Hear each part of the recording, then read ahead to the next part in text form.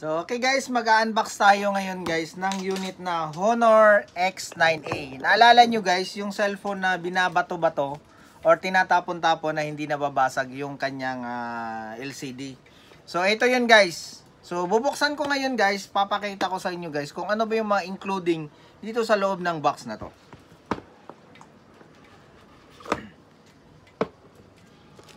Okay, so ito yung unit. Yan, pa-curve siya. Pa-curve yung kanyang gilid.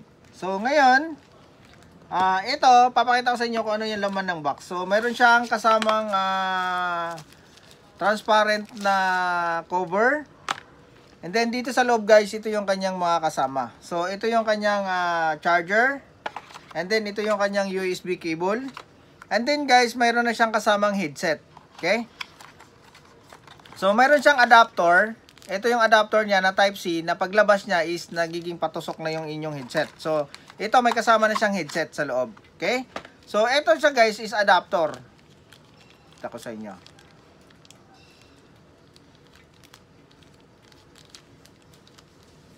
So, ito siya. Meron siyang maliit na wire. So, ito yung adapter. Kasi ito guys, ay wala po siyang saksakan ng headset. Wala siyang saksakan ng headset, diba?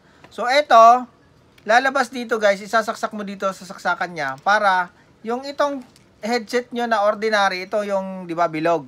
So, isasaksak nyo yan dyan.